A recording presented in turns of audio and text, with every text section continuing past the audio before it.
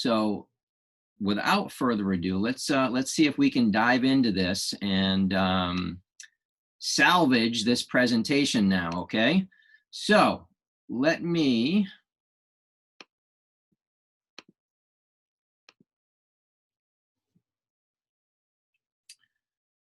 begin here. All right, so our fuel workshop, okay? We talked about, the quarantine 15, the 15 pounds that a lot of people put on during this period of time, these 3 months in the house. So we're going to lay out a foundation, a rock solid foundation in nutrition of how we should be eating and fueling our bodies, our minds, so that our body can be a fat burning machine, so that we can get healthier, and not just for the short term. We don't want to just lose a couple pounds. We want to get rid of them, because we tend to want to find the things that we lose, right? We search for them, we look for them. So we want to not only lose 15, we want to get rid of it forever so it doesn't come back. So this is our bonfire series of webinars, our workshop. So tonight is fuel, next week is air, the week after that is spark. So how we move, how we eat, how we move, and how we think is the topic here. So the objective, as we go through this, right, I want you to really think of your objective. Please take some notes. That way, when we get to the end, we can dive in and ask some questions. Your why, the big why of why do you want to get healthy? Why do you want to lose weight? Why do you want to stay at a healthy weight? Why do you want to get fit?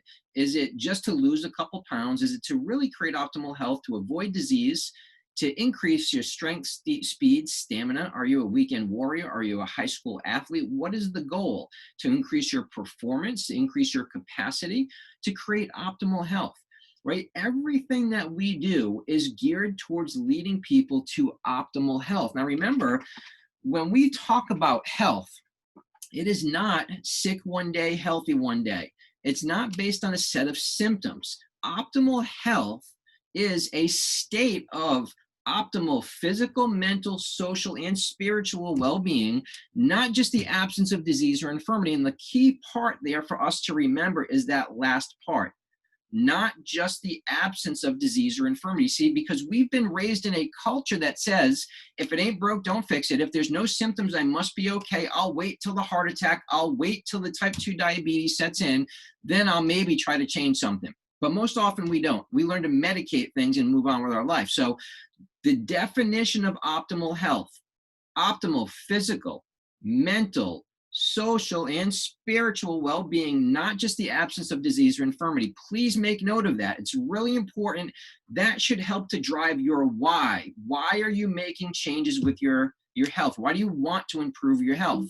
So as we move along here,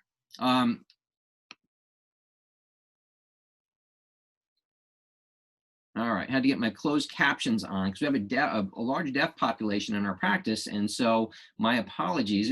We've got all kinds of technical difficulties tonight. So we talked about optimal health, right? We want to look good, feel great, but most important, health is about function, better function on every level. We can measure these things. These things are measurable. I'm going to give you some examples tonight and some framework of how you can measure very simply and easily your function and your health. So we can have improved function through biomarkers, through lab tests and blood work and things like that. We can measure performance through workouts, through, many of you have smart watches today that are counting steps, your respiration, your heartbeat, telling you to breathe, telling you to drink water, all these different things.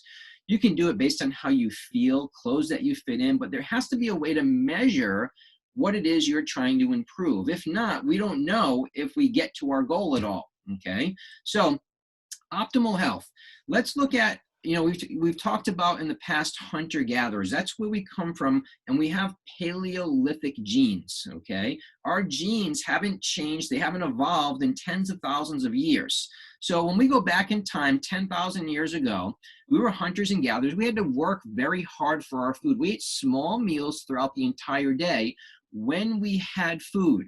We didn't always have food. We didn't have a refrigerator to store things in. So we didn't always have food. And we're going to talk about how the body adapts to periods of time without food, right? We're going to talk about intermittent fasting tonight. So we're going to get to that a little bit later. But when we did have food, we ate small meals throughout the entire day. We had to work really hard to find our food. And when we found our food, we didn't have a way to store it. So what did we do? We consumed it. We ate it all, right? We're designed to eat whatever's in front of us. Have our bodies store that excess energy because we didn't know when the next meal was going to come. We didn't know how long we were going to be fasting for. So by nature, we are omnivores. We are plant eaters and meat eaters. That is our species type. So we want to eat right for our species type. Our bodies are amazing at storing energy to preserve and protect itself. Okay, so it is way easier to consume extra calories and put on weight than it is to burn it off. And I'm going to give you an example of that as we go along tonight. So the human body is designed to conserve energy as a protective, life-saving mechanism. So our reality in America today, 2/3 of American adults are overweight. Now, we talked about this last week in the overview webinar and how this is exploding globally, but 2/3 of our population is overweight. By 2022, 80% will be overweight. Overweight's the #1 preventable disease. Now, when we're overweight, that leads to a chronic low-grade inflammation in our body. And chronic low-grade inflammation at its core, it is the source of all chronic disease. So we put on this extra weight through eating a really crappy diet and being sedentary and being stressed out and not sleeping well. Inflammation goes up in the body. We're more prone, we move towards being pre-diabetic, then type 2 diabetes, then heart disease, high cholesterol, cancers, and everything else. It's the #1 preventable disease in our country, and it's at the core of all of the other major diseases in our country that take our lives and that we spend innumerable dollars on. The human and financial costs are enormous. And so let's go through some facts here. Overweight and obesity, it leads to, no doubt about it, you can't escape it. Being overweight or obese, it will lead to insulin resistance, which type 2 diabetes is a lifestyle oriented thing. It is caused by your choices in your lifestyle. It is also corrected by your choices in your lifestyle. Type 1 diabetes, you're born with that. You're born that way. Your body's not making insulin. It can't make it, right? Type 2 diabetes, your body just says, I'm tired and I can't make insulin anymore because of how you're treating me, okay? So this leads to cancer. It leads to accelerated aging, premature aging, something that you have direct control over. We have all seen people. We all have friends, family members. Some of us, we've been this person ourselves. We are, you see this person at one point in time, they're looking fit, healthy, strong. Well, what are you doing? Well, I'm eating well. I'm getting rest. I'm exercising. I'm taking care of me. Then you see them 5 years down the road. They look terrible. They're overweight. They have bags under their eyes. Their skin's all wrinkly. What the heck happened to you? Oh, I've been stressed out. I'm going through some major life changes. Maybe I lost my job, divorce, whatever. They let themselves go. So depending on how they're feeding and fueling their body becomes a reflection of that. So it accelerates our aging. It decreases the quality of our life. Listen, we live in a period of time where we have so much technology and drugs to extend life. Okay, but I don't think anybody in their right mind wants quantity of years if we don't have quality of years. You see, in living this way, in choosing to live this way and fueling your mind and your body properly, you slow down the aging process. You stay functional and healthy, so you're actually adding years to your life. Adding years to your life and life to your years. You, me, we have direct control over that. There's no copayment to it. There's no deductible for it. We have a choice in what we do. So it will decrease the length of our life. Obesity, overweight. It increases the bad cholesterol and decreases the good cholesterol.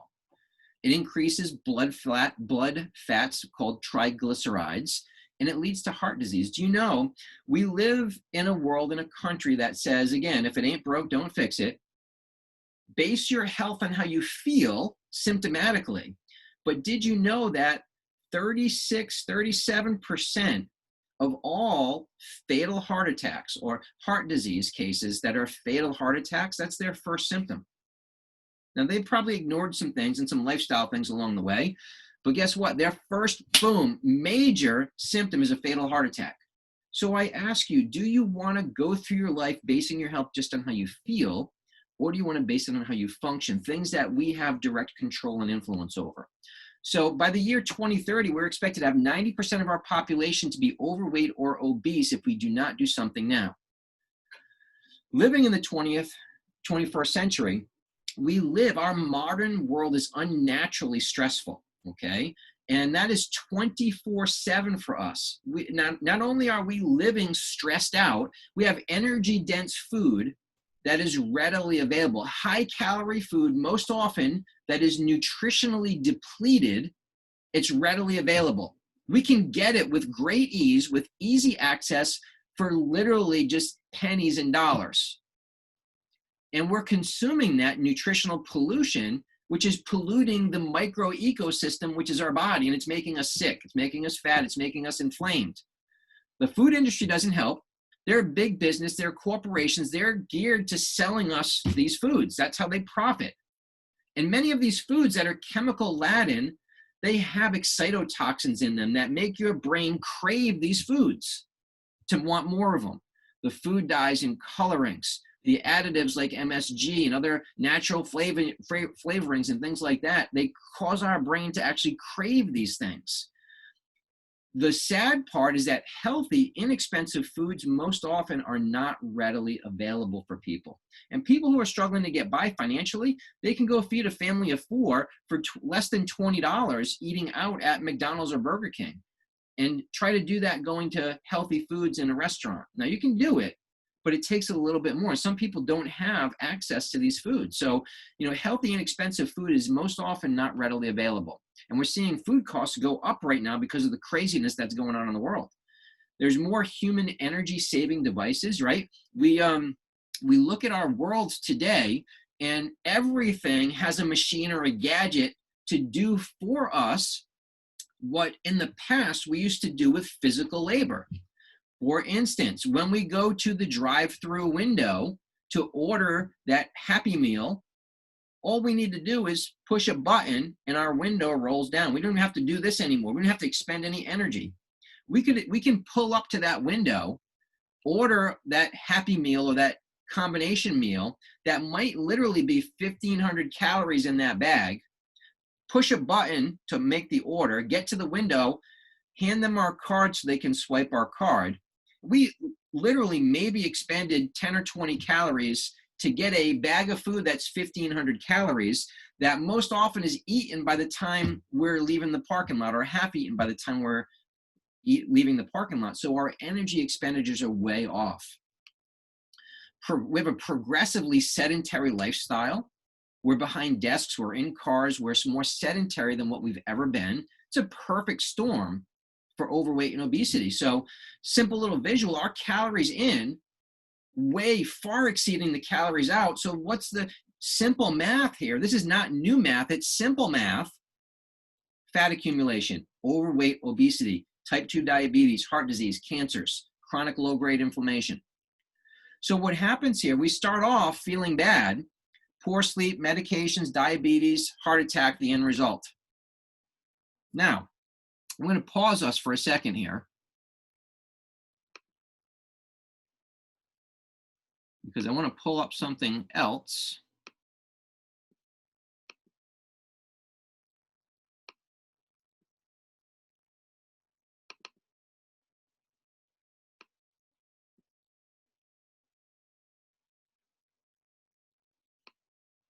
Give me just a second.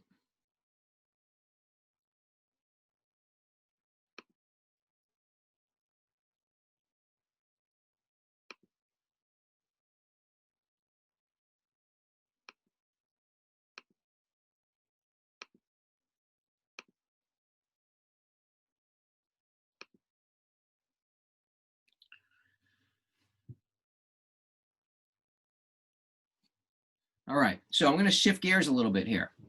I'm going to back up a little bit, and let's dive in and look at it this way. When health is absent, wisdom cannot reveal itself, strength cannot be exerted, art cannot become manifest, wealth is useless, and reason is powerless. And this is written or quote by Herophilus, a Greek philosopher back in 300 BC. And so we have neglected our most important possession most of our life, and then we try to buy it back later on down the road, right? And we need to be taking care and making good choices as we go along. So as we go through this tonight, let's go through some rules of engagement here. I want you to decide what you're willing to do. Your results are going to parallel your commitment. I want you to add healthy options into your diet and your routine before you start taking things away. I want you to focus on what you can do and what you're willing to do and build on that every day and every week. I want you to focus on progress, not perfection. The things I'm going to go through with you tonight, this bonfire program, is about creating health. It's not about treating disease or just losing weight, as I mentioned. So define your why, recommit to it daily, and be honest with yourself. Now, I want to shift gears into a couple really important things here. Let's start by diving into our digestive system first, because this is going to be, our digestive system is primarily influenced by our nervous system. As with every other system in our body, we literally live our lives through our nervous system, and our central nervous system controls how we digest, absorb, and assimilate the foods that we eat. This autonomic nervous system, think of it as automatic. Now, we've got two portions of it here, all right? We have the green nerves that are down the bottom, okay, right down here, and up here that come all the way down and feed all of these organs. Those are our parasympathetic nerves. Think of that as your body's brake pedal. Okay, the yellow nerves that happen through here, that's the sympathetic nervous system. Think of that as your body's gas pedal. This autonomic nervous system has to be in balance and kept healthy for our body to be adaptable, to heal, to produce the proper physiology, and for our body to function perfectly. The spine that's here, there's 24 movable bones in that spine. Those of you who are chiropractic patients, this is, chiropractic 101 for you. These 24 movable bones in that spine house and protect that nervous system. It's literally our body's circuit breaker. So proper structure and alignment is important for proper function, proper digestion and assimilation of our foods and nutrients into our body. So there's a really smart dude. His name is Henry Windsor. He did these autopsies back, some years ago. And what he did was he looked at people who died from organic conditions: heart disease, lung disease, liver, kidney, gallbladder, spleen, all these things. What he found was every person that he took that diseased organ from, he took the nerve that controlled that organ, traced it back to its origin in the spine, and in each case, he found degenerative changes in the spine that literally cut off the life force through that nerve to the end organ. Okay, they may or may not have had back pain. That is completely irrelevant, but I'm illustrating a point here that without proper function of the spine and nervous system, the organs cannot function properly. This is why this is really the essence of what we do in a chiropractic office, keeping those lifelines free and clear from interference, keeping that brain communicating to the organs and tissues properly over our lifetime. So understanding, before we get into the foods, let's look at digestion. Where does digestion begin? Right in your mouth. Your body, as soon as we start to chew, our body's producing enzymes in our mouth to start to break down our food. So the digestion begins here. We've got the parotid glands, right? These glands in the mouth that release enzymes that start to break down the food here. That food will come down the esophagus next, and it makes its way into the stomach. The stomach is literally a big bag of muscles, but it's filled with digestive juices, hydrochloric acid, and digestive enzymes. Now, when we get to our mid-30s to late 30s, the body's ability to produce those things goes down. And if we don't have enough acid and enzymes in our stomach, the food gets right here, and it actually rots, it putrefies. So it becomes what's called an organic acid. And that organic acid can start to back up this way. That's your GERD, that's your acid reflux, that's your heartburn, okay? That happens as a result of not having enough acid in your stomach to break down the food. It's not because you have too much acid. So all you people taking antacids because you have heartburn, number one, you need to get adjusted, restore the nerve flow to those areas, and sometimes you might need to supplement your diet with digestive enzymes and HCl. We'll talk about that a little bit later. But anyhow, So the food is in here now. Assuming you've got enough digestive enzymes and hydrochloric acid to break down the food, the muscles of the stomach now start to kind of grind and mash all that food up. So that food now comes from the stomach and it starts to head into the small intestine, which is here.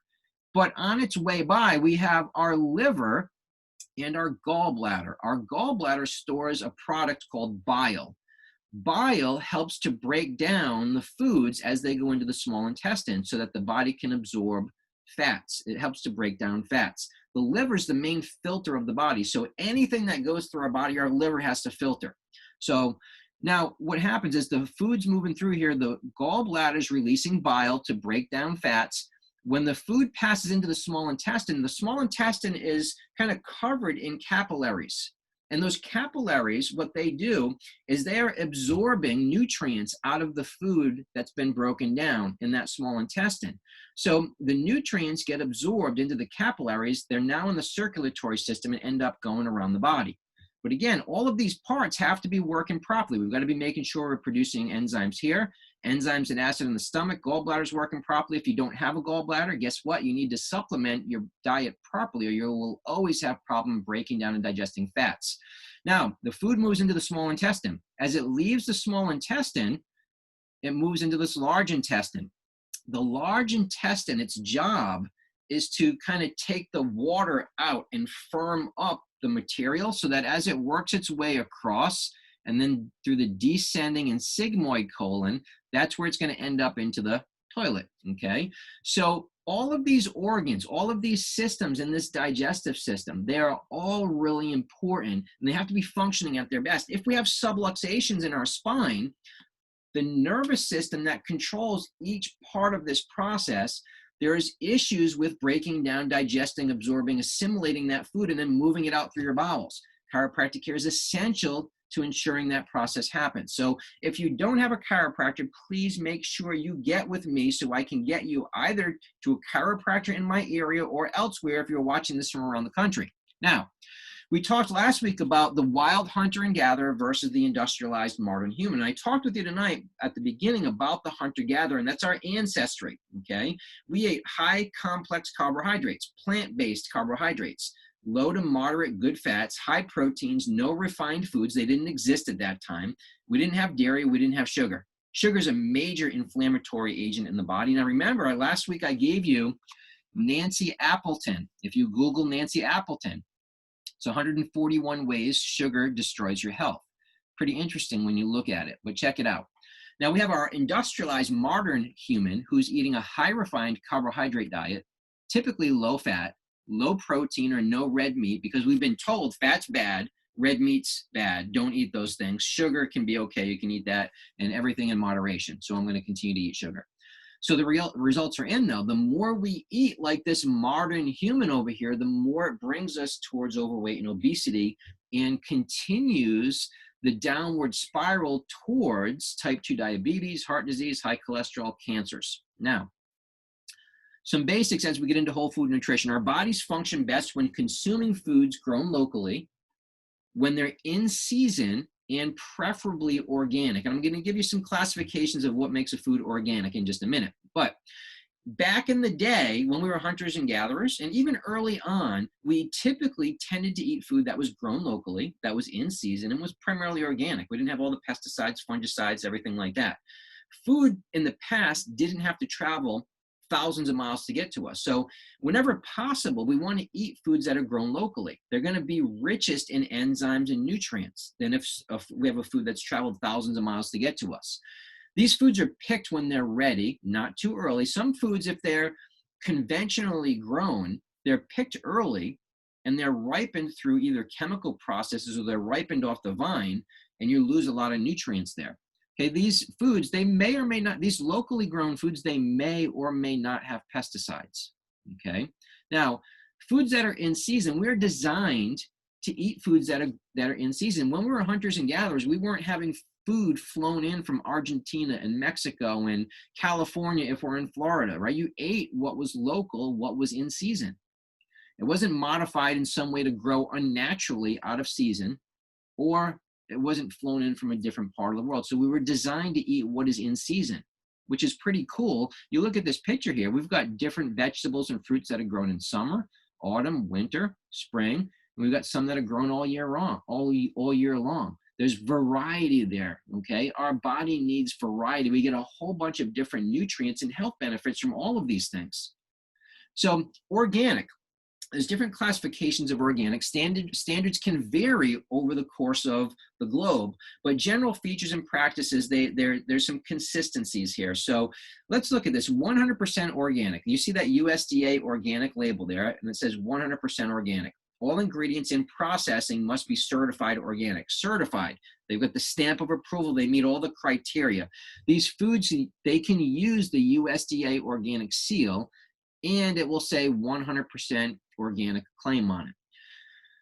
Now, there's other organic labels here. All agricultural ingredients must be certified organic, but they can contain 5% non-organic content.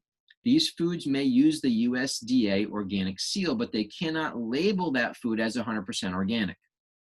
Now, you've got other foods. Now, everybody's on this organic kick, so everybody labels their product organic. So you can put organic on there if it's made with organic ingredients, right? If it contains at least 70% certified organic ingredients, the remaining 30 are not required to be organic, so they cannot put the USDA symbol on there. And then there's other products that have specific organic ingredients in there. Now, you can go to this link that I have at the bottom of the page, the USDA. That will go through the standards in labeling if you're inclined to research that stuff. Okay, but pay attention, because just because something says organic doesn't mean it's 100% organic, doesn't mean that it's okay to eat. There still can be chemicals and other things in there, or things that are not really optimal for our health. So pay attention to labeling. So as I mentioned, also exemptions and exclusions. Companies who market less than $5,000 worth of organic products annually, they're not required to apply for organic certification, but they're supposed to comply with organic production handling requirements, including record keeping and things like that. They have to be kept for 3 years. So it's kind of, an on your honor system. If they're doing small amounts, they try to, remove some of the financial burden for them for complying with all of the USDA organic labeling.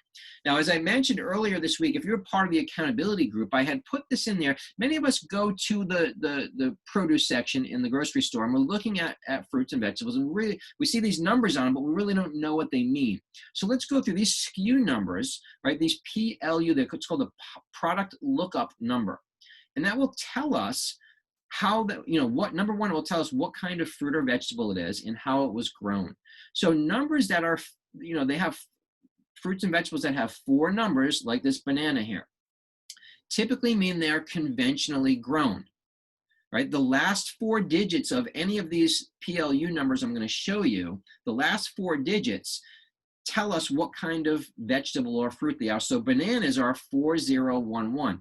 This one here, when we see a banana that says number 4011, this is a conventionally grown banana, which means in the growing of this banana, there can be pesticides, herbicides, fungicides, chemicals used in the process, conventionally grown. It can be ripened off the vine instead of ripened, on the vine, for instance, with a tomato. So a 4-digit code that begins with the number 4, conventionally grown. A 5-digit PLU that begins with the number 8 tells you that product is genetically modified. It's a genetically engineered or genetically modified organism, okay? So if it was a genetically modified banana, you're not really going to see that in the supermarket, but if it was, it would have an 84011. Now, I've given you the example of tomatoes here. You see 84805. That's a genetically engineered or genetically modified tomato. So whenever there's something is genetically modified, fruit or vegetable, that fruit or vegetable, it trumps being organic because, there's the seeds, everything's been changed in it. It's impossible to be organic if it's already been genetically modified. Follow that? Okay, I hope so. So anyway, what I like to say is we want to hate 8. Now, typically we don't want to hate anything, but we want to hate 8. It's genetically modified. We don't want to consume genetically modified foods in any way, shape, or form. Now, the best one here are the organics. The organics are going to have a number 9. So here we are, organic bananas, it's 94011, all right? The number 9 tells us it's organically grown. All right, so here's the overview right there. 4-digit code starting with 3 or 4, that's conventionally grown.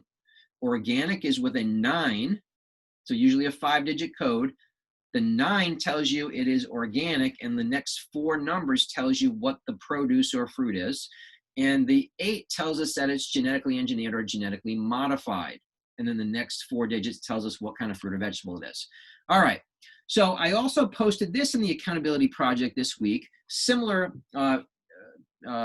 visual, that when we go to the supermarket to go grocery shopping, we want to perimeter shop. Always do that first. You want to fill up the bulk of your cart by shopping the perimeter. Why? Because that's where most of the irrigation is in the store. That's where the cooling, the freezing sections are.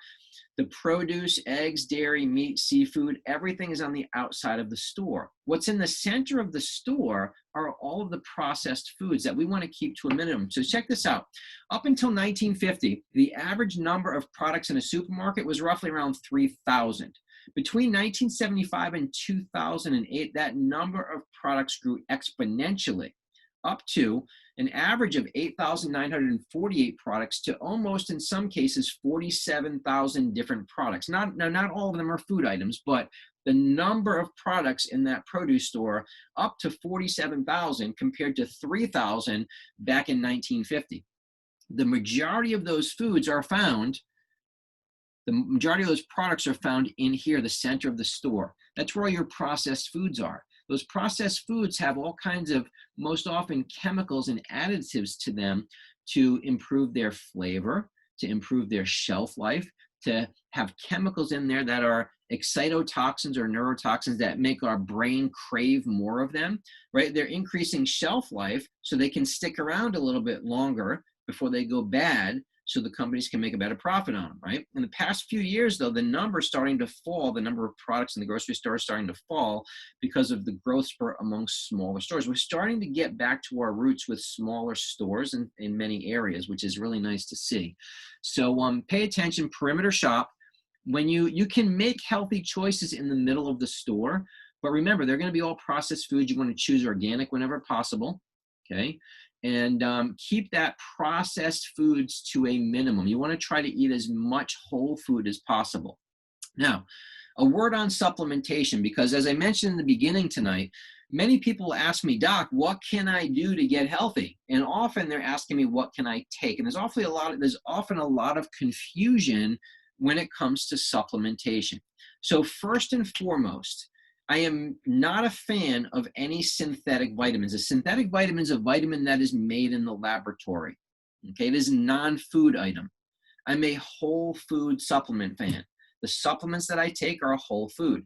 The only supplements I'm going to recommend to my patients are whole food-based supplements. Now, I'm going to give you an example of that in just a minute. Now, synthetic versus whole food. Any substance made by chemical synthesis, especially to imitate a natural product, that is synthetic. Whole foods, a complex formula, usually plant animal extracts, desiccates, or other ingredients as required to create the best dietary supplement for each health condition or each health indication. They're prepared in a way that safeguards nutritional value through juicing, dehydrating, and things of that nature. Let me give you the example that I like to use. When I say vitamin C, we think of an orange. Most often, common food is the orange. So if I give you an orange, like the one on the left of the screen right here, and we look at that, that's a whole orange. We've got the peel, and we've got the actual fleshy fruit that's on the inside. On the right, you see just the orange peel. When we take a synthetic vitamin, it's as if I peeled the orange and I threw the orange away, and I'm giving you just the peel. So you consume the peel, and what happens now is your body is smart. The innate intelligence in our body says, that's an orange peel. That's ascorbic acid. Where are the rest of the vital nutrients, enzymes, and everything else that goes along with that to complete that whole food? It doesn't find it because we threw the orange out. So what the body's left to do now is to scavenge the other cells to look for nutrients to complete that process. And over time, what happens when you consume synthetic vitamins over time, they can often lead to, get ready, they can often lead to deficiencies of the vitamins that you are taking, synthetic vitamins, which is why I advocate for whole food vitamins. So if you look at a label that says vitamin C, ascorbic acid, it's kind of like eating the orange peel, okay? Now, the basics when it comes to supplementation, there's 4 things that we all need every day, hands down, regardless of your age. Number 1, a multivitamin and multimineral. That is preferably whole food based. Now, there's some products that I use at home. They have to be purchased through a healthcare provider. I don't sell them in the office, but for our patients, what I recommend, one of the companies that I recommend that I really like is Garden of Life. They're whole food supplements, okay, whole food products. So multivitamin and multimineral is number 1. Why do we need to supplement if we're eating a whole food diet? Well, the soils where our foods are grown today, they are not as nutrient dense as what they once were. So the foods that we're harvesting are not as nutrient dense as what they once were, 20, 40, 50 years ago. So we do need to supplementation on a regular basis, on a daily basis. We need to supplement on a daily basis. And the world that we live in today is unnaturally stressful, physically, chemically, emotionally, every level of our health. We need to support our body. So multivitamin and mineral, number 1. Number 2 is a good quality omega-3 fish oil. Now listen, if you see an ad in the paper that says 2 for 1, omega-3 fish oil, $10 at Walmart or CVS or wherever, don't buy it, save your money. You're not getting fish oil. You're getting something formerly known as fish.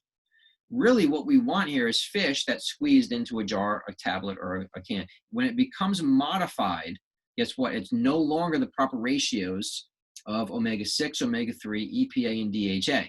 So some omega-3 fish oils that I recommend, there's Carlson's Icelandic cod liver oil. Garden of Life has some as well. You have Nordic Naturals, which is also a good quality fish oil. It's a variety out there, but you want to make sure they're sourced naturally. Where is it coming from? Is it just squeezed into a jar, preferably, okay, without being altered? So good quality omega-3 fish oil is important for inflammation in the body, proper cardiovascular function, whole host of benefits that benefits the immune system. The processed foods that we have been brought up on have a much higher amount of what are called omega-6 and omega-9 fatty acids, mostly omega-6 fatty acids.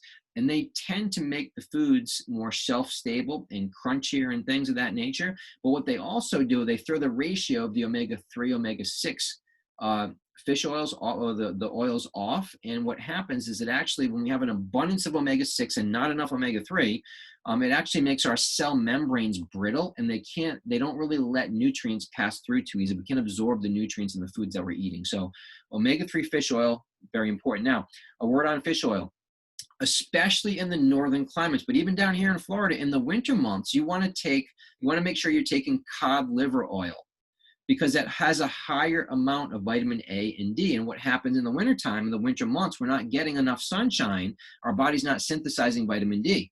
So in the winter months, I switch over, we'll do a cod liver oil as opposed to just a standard fish oil.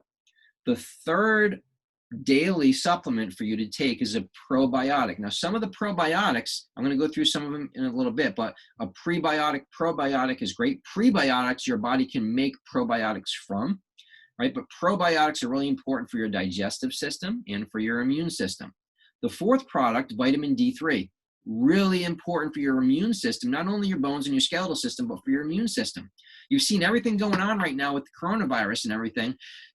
Guess what's happening? People who have high levels of vitamin D, more robust immune response. Sunshine, what we've been encouraging you to do, get outdoors, get sunshine, adequate vitamin D intake with your regular supplements here, get adjusted regularly, exercise, you're going to have a robust immune response.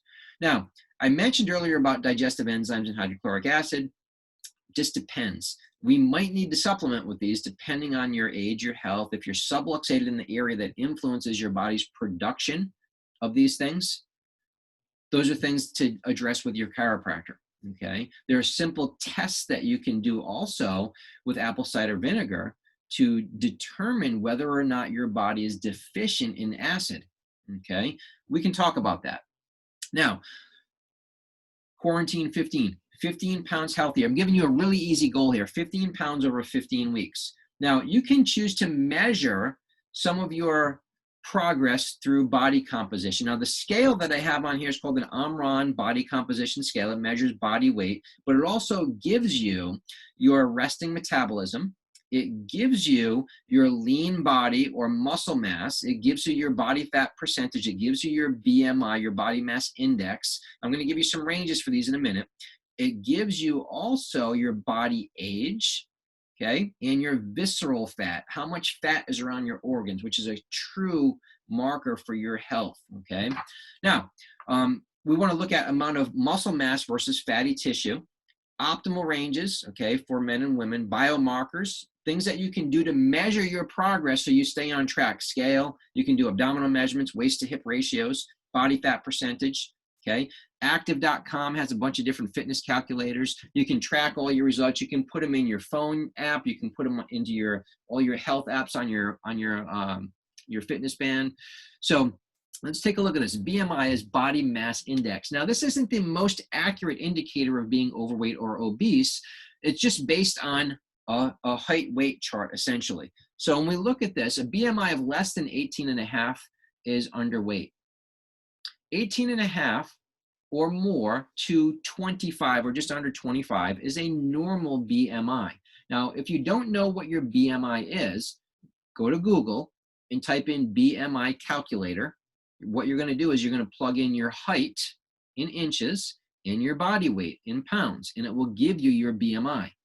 It's in one marker that you can use to assess where you are with your weight, with your health, okay? A BMI of 25 or more, but less than 30 is considered overweight. A BMI over 30 is considered obese. Above 35 is morbidly obese. Okay, so these are just some markers, some indicators. Now, if you're measuring body fat percentage, right, we've got differences from male and female based on age. We've got low, normal, high, okay, and then very high. So body fat percentage, the lower that is, right, the more normal range it's in right here, the healthier that we are. The higher our body fat percentage is, the more we are at risk for cardiovascular disease, cancer, so heart disease, high blood pressure, cholesterol, diabetes, cancers, chronic low-grade inflammation, the source of all the other diseases. So this is just a way for us to monitor things. Now, visceral fat, this is fat surrounding our internal organs versus subcutaneous fat, which is fat that's under the skin. The visceral fat is a very bad indicator for health, okay? When we have a lot of fat around our organs, it's like our organs are suffocating. Now, if you look at the pictures, these are cross sections of a body. So up top here, all this white matter that you see, okay? The darker matter in here is kind of muscle tissue. Here's our spine right in the center. And then here, all that white tissue is adipose tissue, it's fat. If we go down to this one, subcutaneous means under the skin. You can see here, the skin's gonna be the outer layer, but most of that fat is under the skin. We still have some around the viscera, but most of it here is under the skin. This would be the better option to have versus the visceral fat, okay? Now, signs of toxic fat storage. This is what's called a DEXA full body scan. Now, this is two women, and they're both, I think their height is 5 feet 2 inches tall. One on the, I forget what their body weight is, unless I might have it here, but if not, you can find this picture online, but they're the same height. But when you look at this, the woman on the right has a somewhat normal frame. She's got subcutaneous fat around her hips and thighs, okay? But on the left, the woman on the left has the subcutaneous fat, but look at all of the visceral fat around the organs, very unhealthy. Okay, this leads to digestive issues. It leads to swelling and extra weight around the belly area. It leads to bloating, skin issues, swollen hands and feet, hypersensitivity. It leads to headaches. It leads to type 2 diabetes, chronic low-grade inflammation, eventually heart disease, cancer, and the other things, okay? Now, we have skeletal and muscle, or skeletal muscle, which is your lean body mass. So if you're measuring this on that scale is called an Omron, O-M-R-O-N scale. You can look it up on Google or Amazon. That scale that I showed you is around $70. It's a great investment. It's a great tool to have at home. You can store information on that scale for up to 4 people. and it will continually monitor what changes are going on as you do a reading on it, however often you do. Okay, so skeletal muscle, that's your muscle mass. The muscle tissue that's connected to the bone, it moves our body, it's functional tissue. Now we want that lean body mass to be high. That's going to directly also link with what's called our BMR, our basal metabolic rate, which is our resting metabolism, which means if we wake up in the morning and we just breathe all day, we just exist, that's how many calories our body's going to burn, right? So the scale, that scale will actually tell you what your BMR is, so you don't have to actually go through a calculation. There are ways that you can calculate that also, but that's really simple. You step on the scale, it gives you all of these readouts. All right. Now, I mentioned earlier that exercising alone is not enough to get these 15 pounds off, right? Some people are like, oh, well, I'm just going to head back to the gym. Well, no, that's not enough. So check this out. 3,500 calories extra that we consume is 1 pound of fat, essentially 1 pound that our body will gain. Eating 100 extra calories per day equals 36,500 calories of excess energy per year. Even if you store half of those calories as fat, that's 5 pounds of fat in a 12-month period. To burn 1 pound of fat, you have to run 33.8 miles. Is any of you, there might be a couple of you on here, but is anyone running 33.8 miles? Probably not. Nearly 1/3 of us have an extra 30 pounds, which means to get that 30 pounds off with exercise alone, you'd have to run 40 marathons in 1 year. And think about the wear and tear in your body. 40 marathons in 1 year. Can it be done? Yep. Is it realistic? Nope.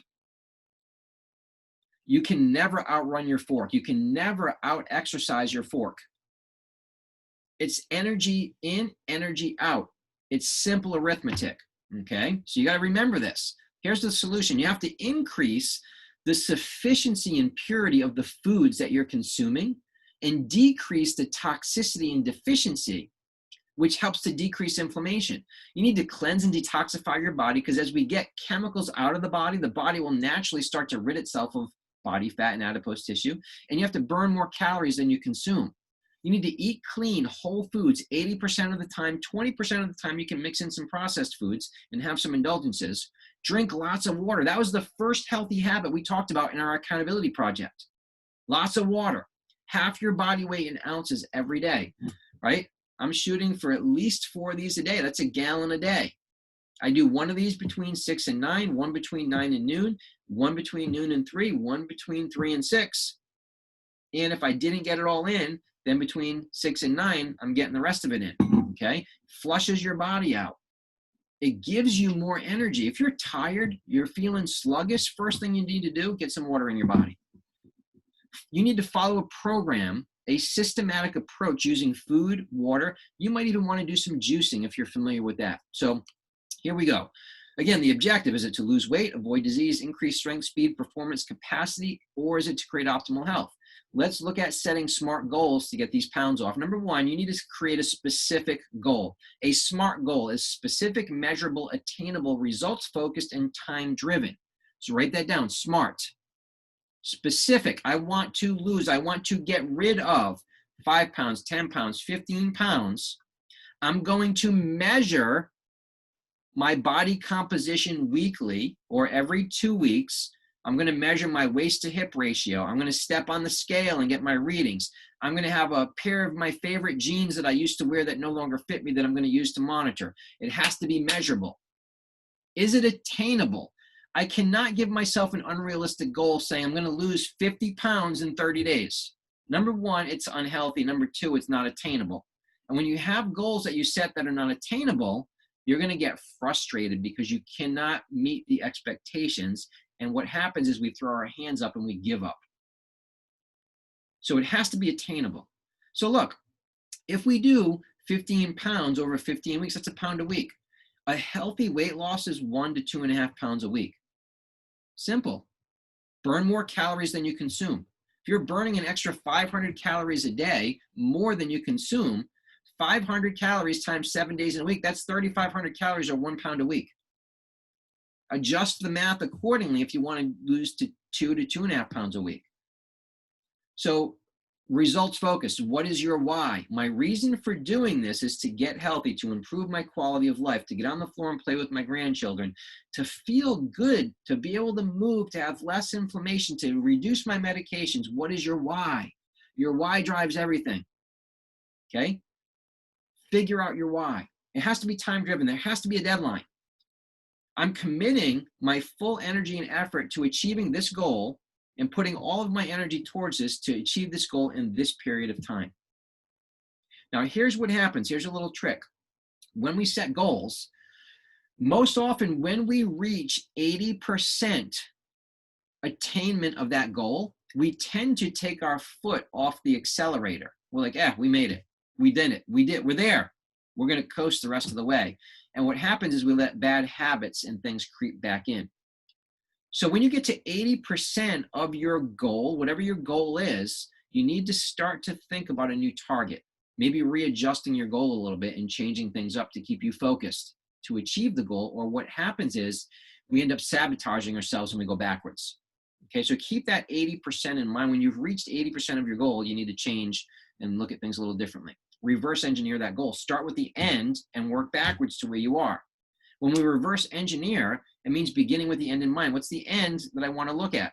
Is it 15 pounds in 15 weeks, or is it 3 months or 2 months or 1 month, whatever your number is?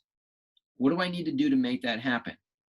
Okay, if I can picture myself 15 pounds lighter, what does that look like? What does it feel like?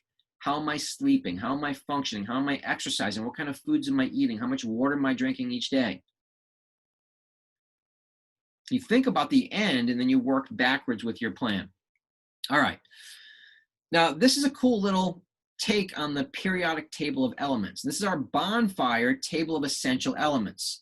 When you look at this, we're going to go through these through our workshops over time here. I'm going to focus on a few of them tonight, and mostly the green ones, okay? These are healthy habits. There's 39 healthy habits that you can adopt in 90 days. There's actually 51 boxes on here, okay? But healthy habits that we can incorporate. If you're part of the accountability project, a lot of these things are going to be covered over our 30 days together. If you're not part of the accountability project, type it in on Facebook, the accountability project. Look for the group and ask to join. We'll put you in there. Simple. There's no charge for it. It's a great community of well over 200 people that are actively engaged in these healthy habits every day, helping to hold each other accountable. All right. Now, number one is water. Our body, 3/4 is made up of water. When we're not consuming enough water, we get muscle aches, cramps, spasms. Our energy goes down. Our focus and clarity decreases. Think about this. Back in the day, you would take a battery, and even some of your golf carts, if you're in the villages, if you have electric golf carts, you got to top them off periodically with some water, or the battery starts to get weak. Our body's the same way. We need to consume good quality water, preferably reverse osmosis. Okay, but make sure you're drinking good, clean, filtered, pure water every day. Half your body weight in ounces. Number two is whole foods. It's our original human diet. 80% of our diet should be whole foods, and that 20% could be processed. We can have some indulgences and some misgivings in that 20%. Our body can handle that. Whole food is required and expected by our body. It's real food. Okay. Complete proteins, preferably wild game, grass-fed, grass-finished. Organic foods we've talked about. Quality fats, high energy. Our body wants to burn fat. It's where it gets the most energy from. And this is how, a lot of people are doing keto right now, which is a fat-based diet. I'm going to talk about that in a minute. But omega-6, omega-3 fatty acids, it's hormonally neutral, so it's not going to cause disruption to your body. Carbohydrates are not evil. There's complex carbohydrates that we need to consume every day. It's a plant-based diet. It's a plant-based nutritional program. It's not carbohydrates from bread and pasta and crackers and chips and all the bad stuff. These carbohydrates are very nutrient dense. They're fiber rich, which is really important for dampening blood sugar, for taking good care of our bowels and our intestines, right? Good complex carbohydrates. Wild game and meats whenever possible, great. Vitamin D we've talked about. 8 signs and symptoms of vitamin D deficiency: getting sick or infected often, tired and run down, bone and back pain, depression, impaired wound healing, bone loss, hair loss, muscle pain. Foods that provide vitamin D, fatty fish like tuna, mackerel, and salmon. Foods fortified with vitamin D like some dairy products, which again, not a huge fan, but orange juice, soy milk, and cereals. I'm not a big fan of that stuff, but beef liver. You know, when your parents or grandparents were younger, we could go into the grocery stores and buy organ meat. So you don't really see that too much anymore. You don't really consume that. I know I don't regularly. So, you know, back in the day, we're consuming organ meats and they're very nutrient dense. Okay. So beef liver, cheese, and egg yolks, again, those are sources of vitamin D, but most of us should be supplementing with the vitamin D3 every day. In the winter months, cod liver oil has A and D in there. All right. Raw foods I mentioned are vegetables. Whenever possible, they maintain most of their nutritional value when they're raw. Okay, when we cook them, steam them, roast them, they're still good for us, but we start to lose some of that nutritional value, some of the enzymes that are in there that are really important to boost our digestion and fight chronic disease. Our omega-3 ratios, I've talked about this a little bit. The ideal balance of omega-6 and omega-3 is 1-to-1. In our hunter-gatherer days, that was happening. Our modern lifestyle is 10-to-1 or 20-to-1, in some cases 30-to-1. And especially with kids today, when they have these major shifts and imbalances in omega-6 and omega-3, it's a big contributor to ADD and ADHD, behavioral issues, okay? So that we've had a major increase in omega-6 intake primarily because of the processed foods. Now, probiotics. There's a bunch of different strains of probiotics, right? Lactobacillus is a very common one. That's what you're going to get primarily from yogurt and things like that. You cannot recolonize your body with probiotics by using lactobacillus. It tends to wash out of the body as quickly as it washes in, or as quickly as you put it in. It doesn't really survive the acidity of the stomach too well. So we have Lactobacillus acidophilus, which is good for vaginal health, diarrhea, and acne. Body absorbs it, consumes it, good healthy bacteria. Okay. The next one, rhamnosus, is GI support, eczema, skin conditions. Plantarum, inflammation. Lactobacillus casei, brain function, diarrhea.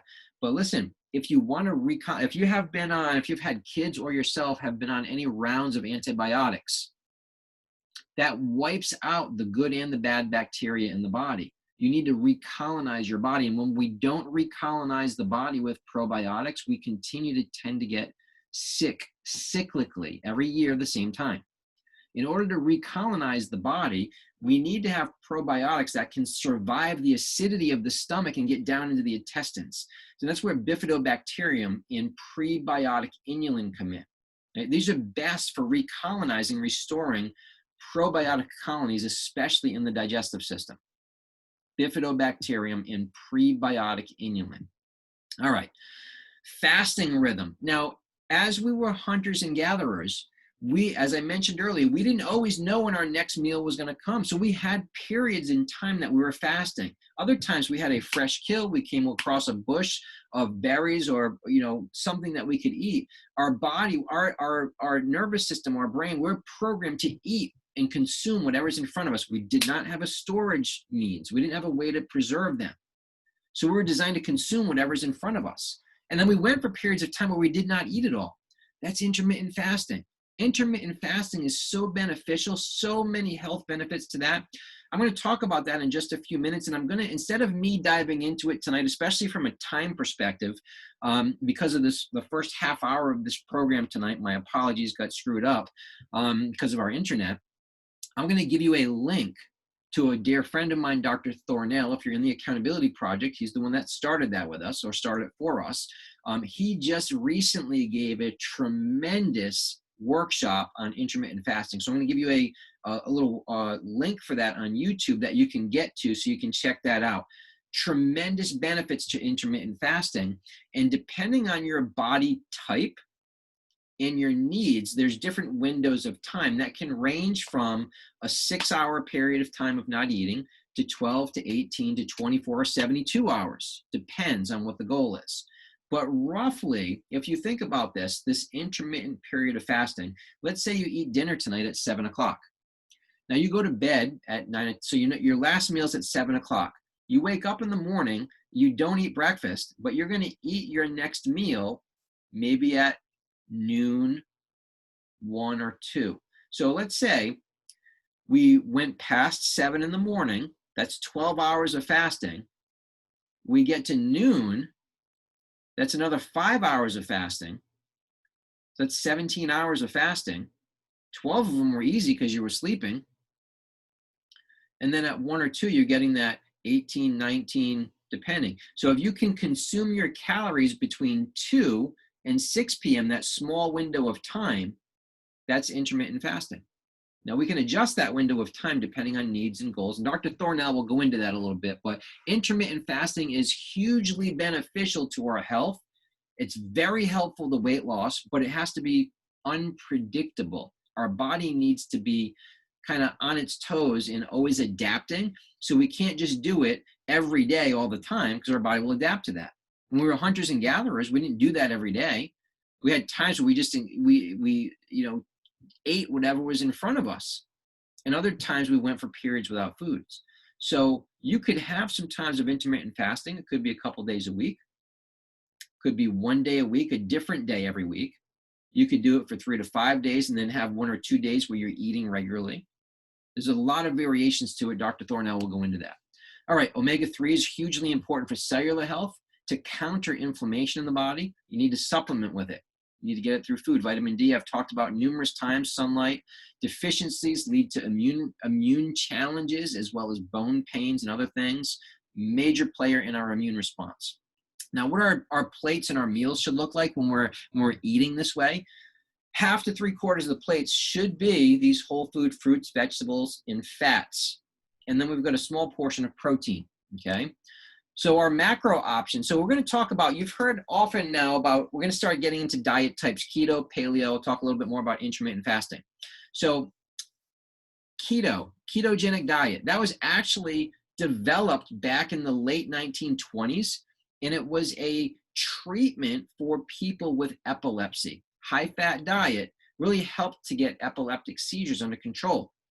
Keto diet, what they found over time was that being in ketosis is fat burning, and ketogenic diet helps people lose weight and burn fat. Now, like many things, ketogenic diets have been abused, and some people utilize it to just eat meat or just eat high fat and nothing else.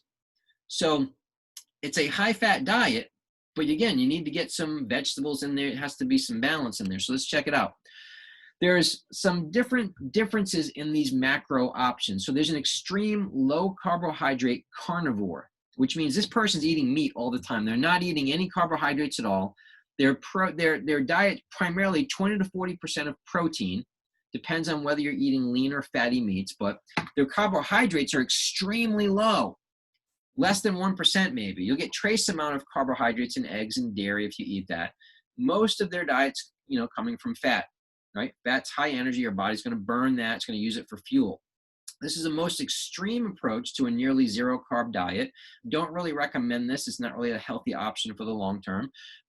But concept is to eat only meat, no plants, particularly no plant foods that contain any amount of carbohydrates. Salt is allowed and encouraged. Some people modify it a bit with eggs, dairy, or spices, but again, not really a huge fan of this one.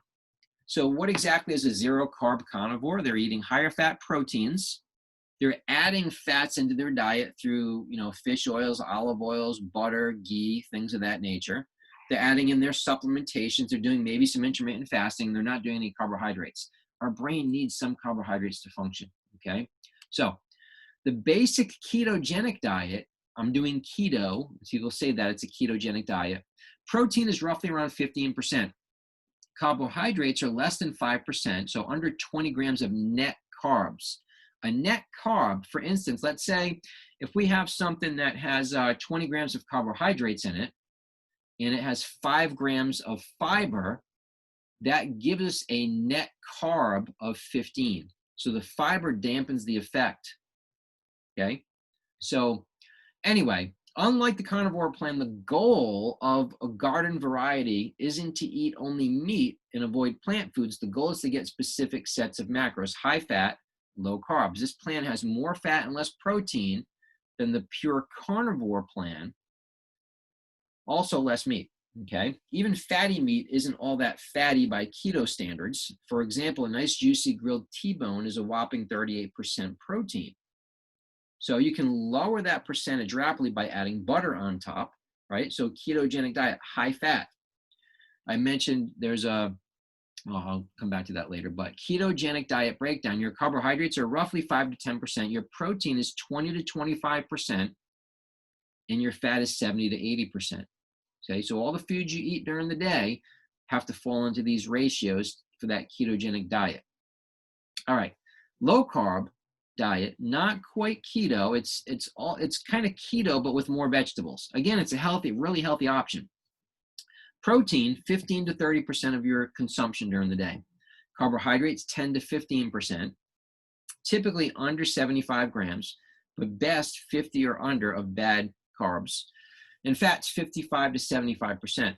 This type of scheme works well for most people who want to avoid dense, starchy carbohydrates like potatoes, rice, bananas, things of that nature. Keeps blood sugar pretty stable, okay, which is great to avoid issues with insulin and diabetes. It will help you burn fat and lose weight. People who still eat more fresh vegetables than they can fit in a traditional keto plan. If you're not aiming for specific keto, you also have way more flexibility with protein in this low carb, not quite keto ratio. Okay. I think this is a great option. Anyway, this will prevent hunger. It helps to maintain muscle mass during weight loss. A lot of times, what we have to remember, the goal is creating optimal health. It's not just losing weight, because you can do anything to lose some weight. You can do the cookie diet, the potato diet. You can drink beer, whatever you want to do, you can do to lose weight. But is it healthy? Is it sustainable? And is it long-term health benefits for us? So these things that I'm showing you here can be done in different ways to lose weight initially and then maintain your health long-term. All right, so that's the lower carb for fat loss macros there. 10 to 30% carb, 40 to 50% protein, 30 to 40% fat. All right, moderate carb or paleo diet, you're eating 20 to 30% protein. Your carbohydrates are 15 to 30%, maybe up to 150 grams of carbohydrates a day.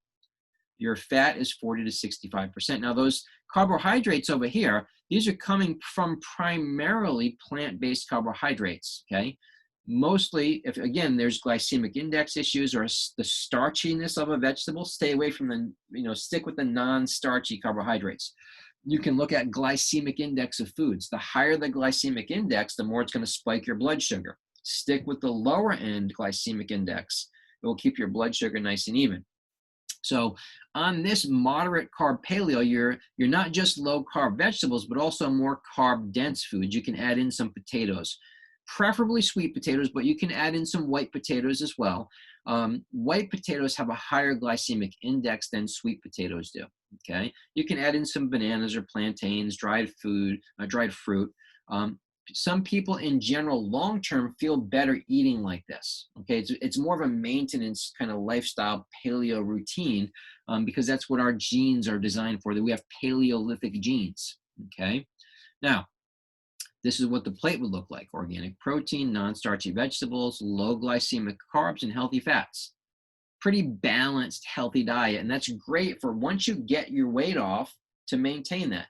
The way to get the weight off first is best with intermittent fasting and keto combined in some form, but intermittent fasting as well alone will get you to get some of the weight off easier. So I'm a big fan of juicing. Now, some of you may or may not have juiced in the past, but what you're looking at down here is one form of a juicer. The juicer, what that does, you put primarily vegetables in it. You can put fruits in it, but you want to be cautious when juicing fruits or when you're blending fruits, because what happens is it spikes your blood sugar. Okay, so you want to keep that to a minimum, but mainly you can get some super oxygenated, super dense nutrient drinks very easily through juicing. Okay, now you need a good quality juicer. If you're going to get one, get a good quality one. You can find them on Facebook Marketplace, whatever. There's a couple different ones I'll mention here to you right now. Balanced price and ease of use and cleaning. Sometimes I see people have purchased juicers that quite honestly, are not easy to use or clean. And if it's not easy to use or especially easy to clean, you're not going to continue using it. So you want to balance the price and ease of use in cleaning. There's centrifugal juicers versus masticating juicers, which is a cold press juice. So the centrifugal is kind of like the one I have in the picture here. It's the most common one. Sometimes a little less expensive than the masticating. The masticating one is really just going to kind of grind and compress and not really, blend and really shake things up too much. It's a little more gentle process. You get a little higher nutrient value with those. Centrifugal generates a slight amount of heat, and that can break down some of the enzymes in some of the foods. The masticating crushes and presses to extract the juice. The price is usually a little bit higher. So you have centrifugal and you have the masticating. Again, it's not a huge difference with the amount of enzyme loss. I wouldn't get overly concerned about it. If you had the extra money and you want to buy the masticating, go ahead. But otherwise, if you want to try juicing, the centrifugal juicers are most common. They're easily attainable. I have a Breville that we use. I'm really partial to those products. You can get them from Williams-Sonoma. They have great guarantees on them. They work really well.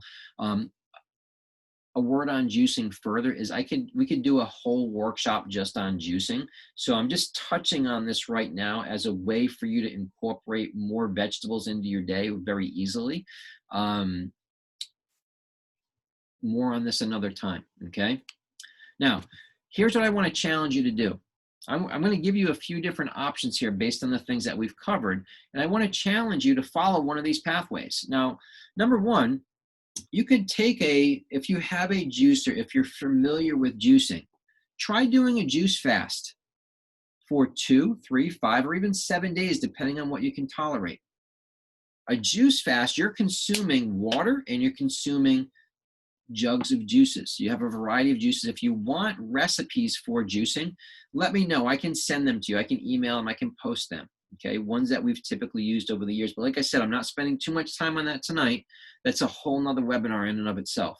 Okay, so you could do a juice fast to really kind of cleanse your body, to clean things up, to reduce inflammation, to increase your energy, to start your body burning off some of the bad stuff in there, to clean things out.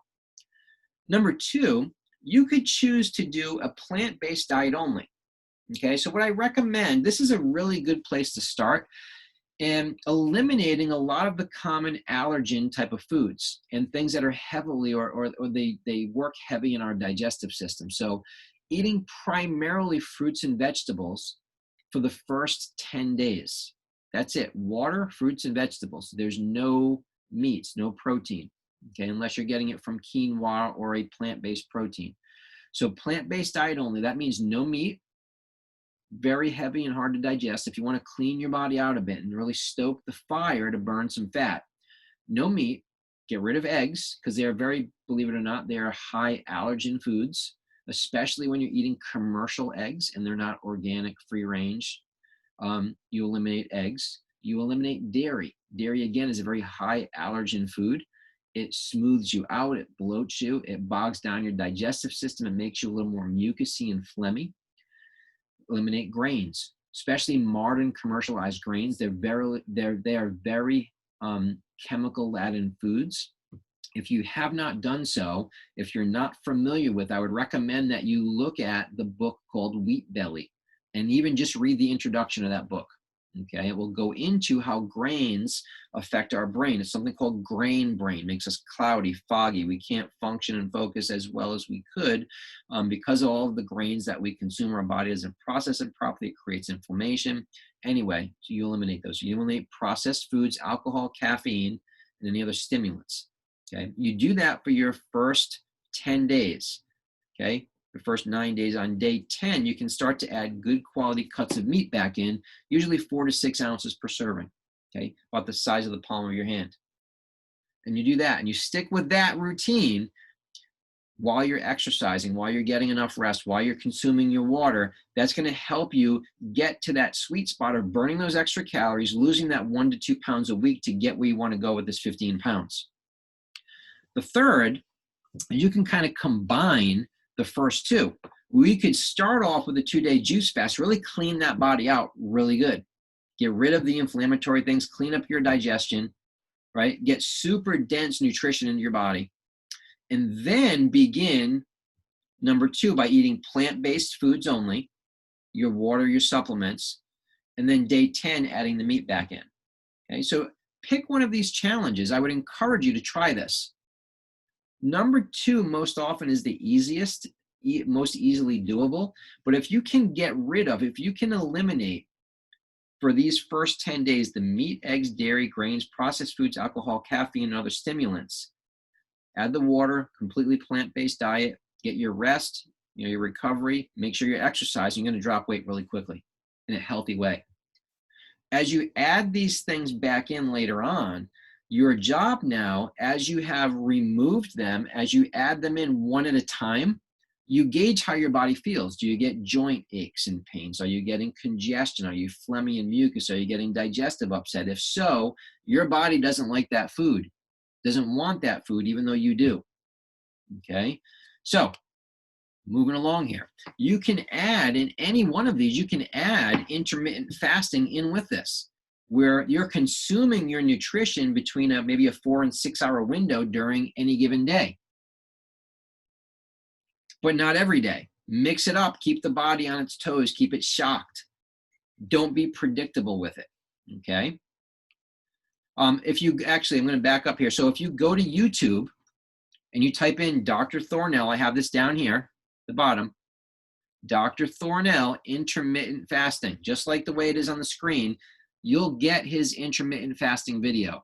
Watch it. It will go through a lot of details in there, more so than I can do it tonight, because I'm way beyond time because of that first half hour that we had. So you can do a juice fast, simple recipes if you're going to do the 2-day juice fast or something like that. My favorite is green lemonade. Use 1 green apple, 2 cups of spinach or 3 handfuls, 2 cups of kale leaves, 6 to 8 leaves, half cucumber, 4 celery stalks, half lemon. I like to add some fresh ginger to the recipe. That's my favorite go-to. And then we have carrot, apple, celery, 3 carrots, half cucumber, 1 apple, 2 celery sticks, 2 simple juicing recipes. Like I said, if you have a juicer, if you want to explore more with that, let me know. I'll share the juicing recipes that we have, but I can't go into too much depth with that tonight. You can drink as much of these juices as you wish during the day, but caution on juicing purely fruits because of the glycemic index, as I mentioned, okay? All right, we went through some of this. These are the whole foods that we should be consuming. This is what our body wants to eat.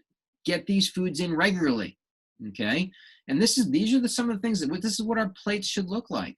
Veggie omelets, sides of good cuts of, wild game and meats, right? Paleo pancakes, yum, right? Wild game, wild meats, grass-fed, grass-finished meats, lots of vegetables, lots of variety. Easy on the digestive system, super dense and nutrient dense and nutritious for our body. So days 1 through 10, unlimited organic if possible. So remember, local, seasonal, and organic. When we're choosing our foods, I want to encourage you, shop the perimeter of the store, try to get to some farmers markets in our area here. Saturdays, when things are functioning normally, there's a farmers market in Brownwood. There's one in Spanish Springs. Marion Market has a farmers market. You can also go to Osteen's. You can go to Francisco's, which is over in Pedro. You could also go to KMB over here on 462. They also have fresh produce in there. But eat unlimited organic local produce if possible. Fruits and vegetables, particularly green leafy vegetables. Twice as many vegetables as fruit. Very, very, very important. Legumes, green beans, lentils, peas. Quinoa is a pseudo grain, but it's a perfect protein. Quinoa is great. Raw seeds. Days 11 and beyond, okay? Same as above, but you add the protein back in. Good quality cuts of meat, fish, lean meat, 4 to 6 ounces per serving. In 30 days, if you follow just this routine, you'll cleanse and detoxify your body. You'll increase your energy. You'll improve your sleep. You'll have more clarity in mind and thought. You'll decrease inflammation in your body. You'll set the stage for where you want to go with your long-term health. It really is a nice lifestyle-oriented diet. You can get rid of 15 to 25 extra pounds in a 30 to 60-day period doing this. It's not that hard, okay? The first 3 to 5 days are the hardest because your blood sugar takes that long to start to stabilize and for cravings to go away. Most of the time, people don't get through that, so they stay stuck in their old eating patterns. All right. You can do the intermittent fasting with this as well. Now, water, preferably reverse osmosis, is the best. High quality oils and fats. Exercise 30 to 45 minutes at least 4 days a week, preferably a low intensity steady state. That's what LISS is. Now, some of us are doing high intensity interval training. That's called HIIT, H-I-I-T, or LISS is low intensity steady state. Walking, biking, a little bit of swimming, walking at a pace with someone that you can carry on a good conversation. Low intensity steady state. Especially if you're fasting, okay? If you're not fasting, then you can handle more of the HIIT training, the high intensity training. All right, so listen, next Wednesday, I apologize. First of all, let me just apologize for the technical difficulties with the internet tonight. I've had 1 week so far where we've had no technical difficulties. So I guess things, could be worse, right? First world problems.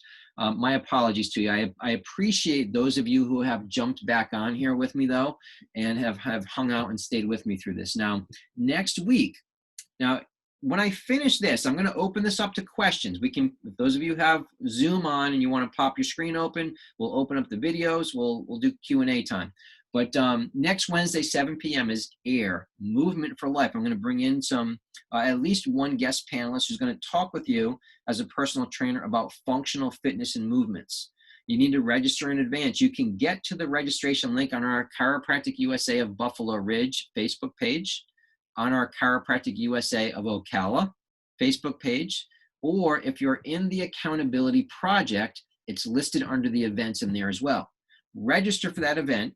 We'll hopefully have less technical difficulties, and then we'll get to that next webinar. Now, this webinar, once it's completed, will be available for replay and review if you go to our Chiropractic USA of Buffalo Ridge Facebook page. Like and follow, you'll have access to watch the webinar. You can see our other webinars as well. So, without further ado, let's get to our Anything Goes Q&A. What I'm going to do here is going to kind of switch stances so I can get up and stretch my legs a little bit. And what we're going to do here is I'm going to get rid of that.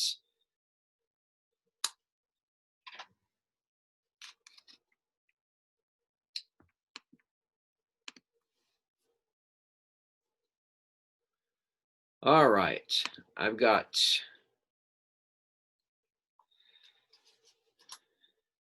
you can, through the chat, you can ask questions through chat, or you can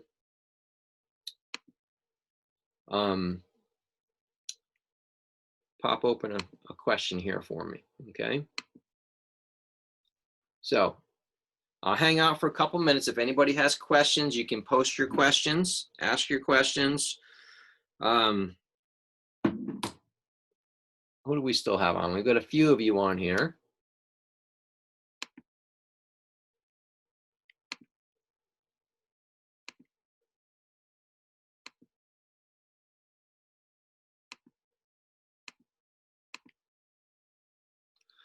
All right, so we've got a few people left. So if anybody has questions, I'm going to hang out for a couple minutes here. And I'm going to check back over on our Facebook page.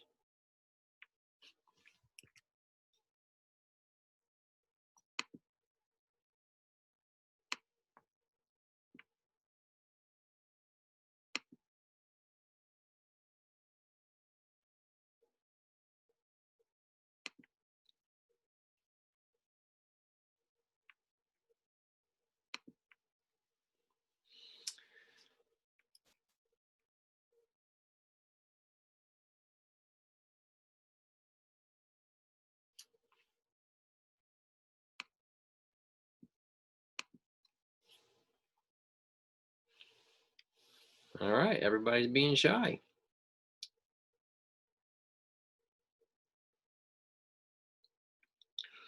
All right, well, do we have anybody? Anybody? Is that my wife that just joined in? Hello, Miss Sherry.